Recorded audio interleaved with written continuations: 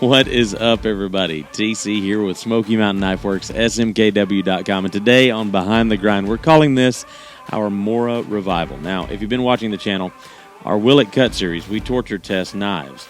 And you saw first we did our SEJG5, and then we took it down to our sharpening center to have them sharpen it for us and get that blade edge back good again. With the MORA, we ended up annihilating that blade edge. I mean, with some gnarly, nasty nicks and dings. So what we're going to do in today's video is I'm going to take this MORA Kansbol home and I'm going to sharpen it with some very simple, small, and affordable sharpening tools and get that blade edge back to good and show you that you can do it yourself. So, without further ado, let's light it up.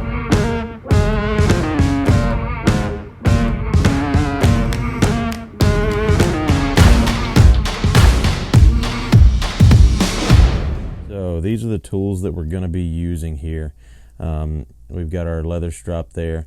I've got a simple soft and hard black Arkansas stone right there. I've got my Work Sharp sharpener. Yes, that is the Work Sharp. This is the Benchmade licensed one. It's the only one we had when I went to get one, when I bought it myself. And it works fantastic. I love keeping this in my bag and keeping it with me. It's nice and compact, and it does a great job. So literally that's all we're going to be using. A small stone, that Work Sharp sharpener with the coarse fine stone and the ceramic, and then the leather strap there. And that's literally all we are going to be using. So let's get at it. Now, as far as sharpening goes specifically, there is no right and wrong way to do it. There are methods that some prefer. There are methods that some don't agree with. Everyone has their own way. You do what's right for you. I do what works for me in the way that I've always done it. And like I said, it works for me. There's going to be trolls out there that don't like the way that I do something. That's just the way it is. What I'm doing is showing you that with just some simple, small, and affordable tools, you can get this thing really, really freaking sharp. So we're going to start off with that coarse diamond stone there, and start getting it nice and re-edged there. Get some of those burrs off and get it back smooth again. So we're going to start off getting that, and that's the cool thing about this Work Sharp sharpener. It gives you that 20-degree guide so that when you set that blade on there, it lines that blade up just exactly at the angle you need it, giving you that 20-degree angle. So we're going to start off just by doing that there. Do a few passes that way. Always count your passes too, because you want to do it even on each side.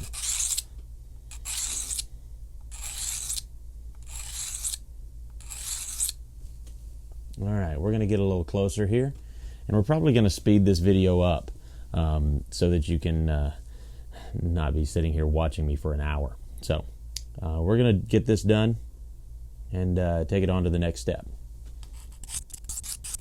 Now, I know some people are going to say you should never bring the blade towards you like that. That's what works for me.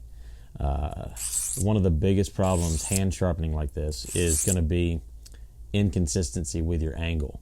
And that is, I am not good enough with my left hand to swap hands and get it over here on this other side of the blade and get that angle consistent and hold it consistent. I'm just not good with my left hand. I have always done it this way, and I get a really good consistent angle with my right hand. Now this is going to take me some time to get all these burrs off and to get this nice and smooth again.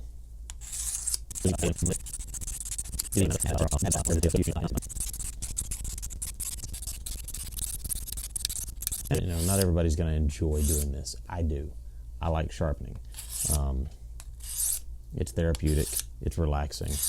It's enjoyable. It's work that I can be proud of once I get done and can shave the hair on my arm again. I can say that I did that. So you can see we've already made a ton of progress on that blade edge. Much better than it was before.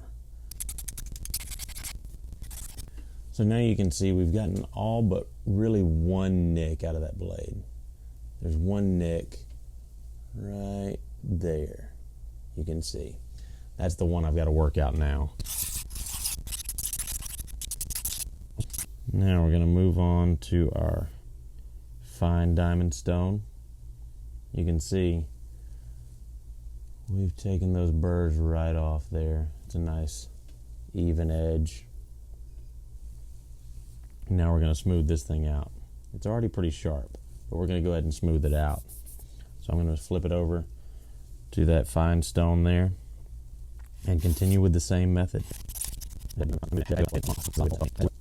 Not quite 40 minutes in to working on this blade edge, and we've already done a significant amount of work and already gotten that blade edge back really sharp and really good.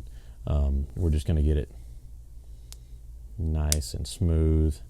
I'm going to put just a drop of this oil on there. Rub it all over that stone. Then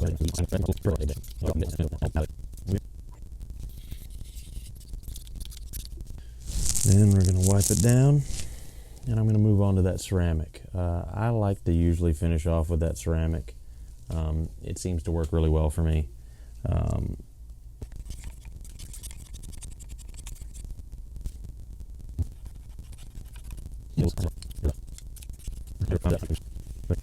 Now, with this leather strop, you don't want to do the same method as you do on a stone. You want to go the opposite direction. You also don't want to roll that edge, because all you're going to do is end up rolling that edge over and making it a dull blade. I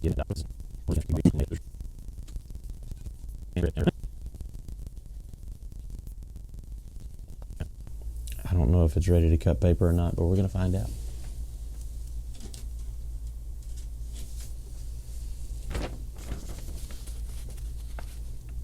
Here goes nothing. There you have it, folks. Less than an hour. We've gotten all those dings out of that blade and gotten it super sharp again. You can do it too. I mean, I've been doing this for a while, and I do know what I'm doing, but you can do it too with just a few simple tools right here. You can get those edges back really good.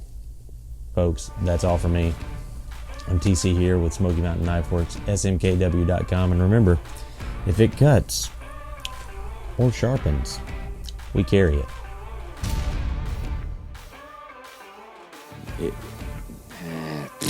Stop it. Yeah, that'll work.